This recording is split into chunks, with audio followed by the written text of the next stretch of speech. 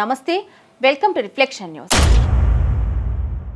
వారణాసిలోని జ్ఞానవాపి మసీదులో శివలింగం ఉండటంపై సోషల్ మీడియాలో అభ్యంతరకరంగా పోస్ట్ చేసినందుకు గాను డియు ప్రొఫెసర్ అయిన రతన్ లాల్ సింగ్ పైన ఎఫ్ఐఆర్ నమోదు చేసిన ఉదాంతం అందరికీ తెలిసిందే.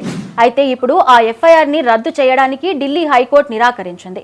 భారతీయ శిక్షా స్మృతిలోని సెక్షన్లు 153A మరియు 295A కింద మే 2022లో నమోదైన ఎఫ్ఐఆర్ ను రద్దు చేయాలని కోరుతూ డాక్టర్ రతన్ లాల్ దాఖలు చేసిన పిటిషన్ను జస్టిస్ చంద్రధారి సింగ్ తోసిపుచ్చారు. మరియు ప్రాథమికంగా పిటిషనర్ పోస్టులతో సమాజాన్ని భంగం కలిగించడానికి పాల్పడినట్టు పేర్కొన్నారు. సమాజంలోని పెద్ద సంఖ్యలో ఉన్నవారి మనోభావాలను దెబ్బతీయాలనే ఉద్దేశంతో రూపొందించబడిన విషయమని తెలిపారు. డిసెంబర్ 17న ఇచ్చిన తీర్పులో శివలింగంతో ముడిపడి ఉన్న నమ్మకాన్ని గుర్తించిన న్యాయమూర్తి ప్రొఫెసర్ అవ్వచ్చు లేదా మేధావి అయినా అవ్వచ్చు, ఏ వ్యక్తి అయినప్పటికీ ఇలాంటి వ్యాఖ్యలు, ట్వీట్లు లేదా పోస్టులు చేసే హక్కు లేదని నొక్కి చెప్పారు. వాక్ మరియు భావ ప్రకటన స్వేచ్ఛ సంపూర్ణమైనది కాదు. పిటిషనర్ చేసిన చర్య మరియు వ్యాఖ్యలు శివుడిని, శివలింగాన్ని ఆరాధించే ఆరాధకులు మరియు విశ్వసించేవారు అనుసరించే మరియు ఆచరించే నమ్మకాలు మరియు ఆచారాలను విరుద్ధంగా ఉన్నాయని జస్టిస్ సింగ్ అభిప్రాయపడ్డారు.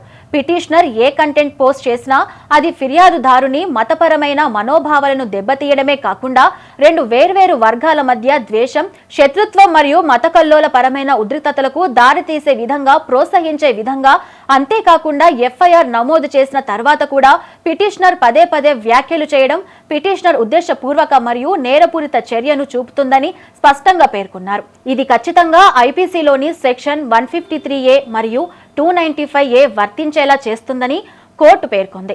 దానికి అనుకూలంగా తక్షణ పిటిషన్ కొట్టివేయబడింది అని ఆదేశించింది. ఒక మంచి బోధకుడిగా మరియు విద్యావేత్తగా పిటిషనర్ సాధారణ ప్రజలకు ఒక రోల్ మోడల్ గా ఉన్నప్పుడు సామరస్యంగా మెలుగుతూ సమాజానికి పెద్ద బాధ్యత వహించాల్సి ఉంటుందని కోర్టు పేర్కొంది.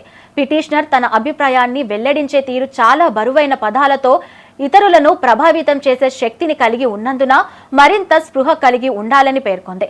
ప్రస్తుతం సమాజంలో అశాంతి జరగలేదు కాబట్టి పిటిషనర్ చర్యలోని నేరపూరితను తిరస్కరించదు. ఎందుకంటే పిటిషనర్ యొక్క ఉద్దేశంలో చాలా దూరదృష్టిలో సమాజానికి భంగం మరియు అశాంతిని సృష్టించే అవకాశం ఎక్కువగా ఉందని, రేపు ఎప్పుడైనా అశాంతికి కారణమయ్యే ఆస్కారం ఉందని కోర్టు పేర్కొంది.